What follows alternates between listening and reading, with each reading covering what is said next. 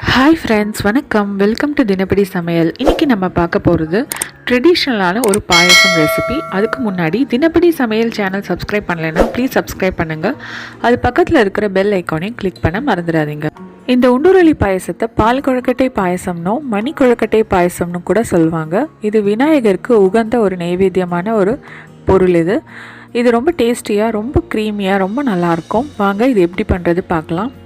இன்றைக்கி நான் 2 கரண்டி அளவுக்கு பதப்படுத்தின அரிசி மாவு எடுத்துட்டுருக்கேன். நீங்கள் வீட்லேயே பண்ணுறதா இருந்தால் அரிசியை 2 மணி நேரம் ஊற வச்சுட்டு அதுக்கப்புறம் அதை வடிகட்டிட்டு நிழல் உணர்த்தலாம் வீட்டுக்குள்ளேயே உணர்த்தி அதை மிக்சியில் அரைச்சி இந்த மாவு எடுத்துக்கலாம்.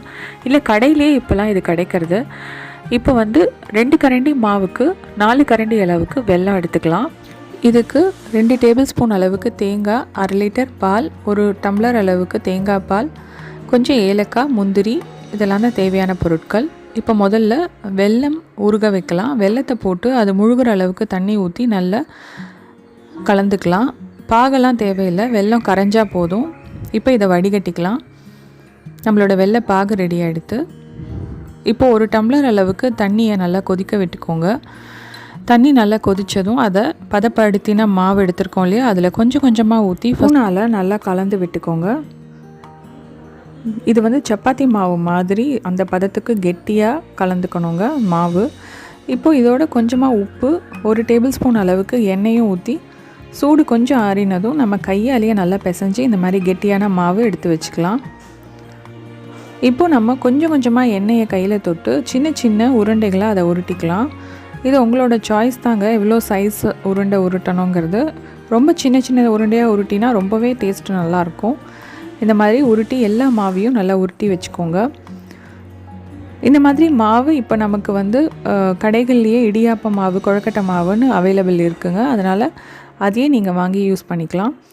இப்போது நம்ம இந்த காய்ச்சின பால் இருக்கு இல்லையா, அதை ஒரு கெட்டியான ஒரு பாத்திரத்தில், நம்ம பாயசம் பண்ணக்கூடிய பாத்திரத்தில் விட்டுட்டு அதோடு இன்னும் 1 டம்ளர் அளவுக்கு தண்ணியும் ஆட் பண்ணிக்கலாம்.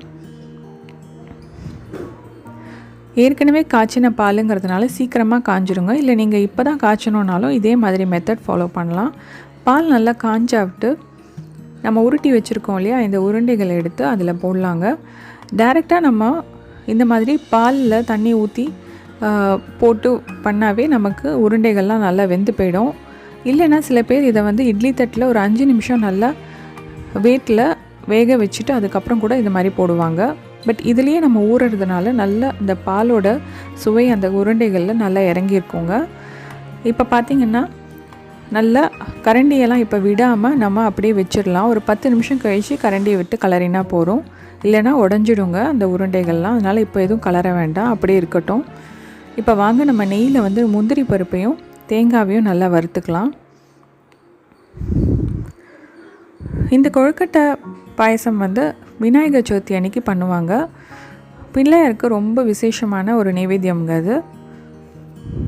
இதில் நம்ம தேங்காய் பால்லாம் ஆட் பண்ணுறதுனால ரொம்ப க்ரீமியாக பாயசம் ரொம்ப ரொம்ப ரொம்ப டேஸ்டியாக இருக்குங்க. இப்போது நம்ம தேங்காவையும் அந்த மீதி இருக்கிற நெய்யில் வறுத்து எடுத்து வச்சுக்கலாம். இப்போ பாருங்கள், நம்ம போட்ட உருண்டையெல்லாம் அடியிலேருந்து மேலே எழும்பி வந்திருக்கு. அப்படின்னா அந்த உருண்டைகள்லாம் நல்லா வெந்து போயிடுதுன்னு அர்த்தம்.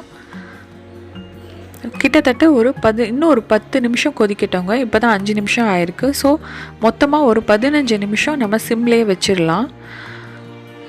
அப்போது நல்ல பால் நல்லா சுண்டி போய் நல்லா இந்த கொழுக்கட்டைகள்லாம் பாருங்கள், பால் நல்லா சுண்டி நல்லா வெந்து மேலே எழும்பி வந்துடுது. இதுதான் கரெக்டான பதம். இப்போ நீங்கள் பாலை நல்லா கிளறி விட்டுட்டு நம்ம வெல்லம் பாகு எடுத்து வச்சுருக்கோம் இல்லையா, வெள்ளை கரைசல், அதையும் ஃபுல்லாக ஊற்றிக்கலாம். ஊற்றிட்டு நல்லா கலந்து விட்டுக்கலாங்க. இப்போது இந்த பாயசம் எனக்கு கரெக்டான திக்னஸில் இருக்குங்க. சப்போஸ் உங்களுக்கு கொஞ்சம் தண்ணியாக இருக்குன்னு ஃபீல் பண்ணிங்கன்னா ஏதாவது ஒரு பச்சரிசி மாவோ இல்லை இந்த பதப்படுத்தின அரிசி மாவையோ கொஞ்சமாக தண்ணியில் கரைச்சி நம்ம இதில் கலந்தோன்னா திக்னஸ் ஜாஸ்தி ஆகிடுங்க. இப்போது நம்ம ஏலப்பொடி போடலாம். போட்டுட்டு நல்லா கலந்து விட்டுக்கலாம். ஏலப்பொடி, இந்த வெல்லம்லாம் ஒரு 2 நிமிஷம் நல்லா கொதிக்கட்டுங்க. கடைசியாக நம்ம தேங்காய் பால் எடுத்து வச்சுருக்கோம் இல்லையா, 1 கப் அளவுக்கு, அதை விட்டுட்டு நம்ம ஸ்டவ் ஆஃப் பண்ணிடலாங்க. இந்த தேங்காய் அரை மூடி தேங்காயில் எடுத்து தேங்காய் பாலுங்க அது. இதை நல்லா கலந்து விட்டுட்டு உடனே ஸ்டவ் ஆஃப் பண்ணிவிடுங்க. அதுக்கப்புறமா நம்ம வறுத்து வச்சுருந்த தேங்காய், முந்திரி பருப்பு இது எல்லாத்தையும் நம்ம போட்டுட்டோன்னா நம்மளோட உண்டுருளி பாயசம், மணி கொழுக்கட்டை பாயசம் சுவையாக ரெடி ஆகிடுதுங்க. இது விநாயகர் சதுர்த்தி அன்னைக்கு நீங்கள் பண்ணி சுவாமிக்கு நைவேத்தியம் பண்ணலாம். மற்ற எல்லா பண்டிகைகளுக்குமே இதை பண்ணி நீங்கள் நைவேத்தியம் பண்ணி சாப்பிட்லாங்க. ரொம்ப டேஸ்டியான க்ரீமியான ஒரு பாயசங்க. நீங்களும் இதை பண்ணி பார்த்துட்டு எப்படி இருக்குன்னு சொல்லுங்கள். தினப்படி சமையல் சேனல் பிடிச்சிருந்தா சப்ஸ்கிரைப் பண்ண மறந்துடாதீங்க. உங்கள் ஃப்ரெண்ட்ஸ்க்கு எல்லாம் ஷேர் பண்ணுங்கள்.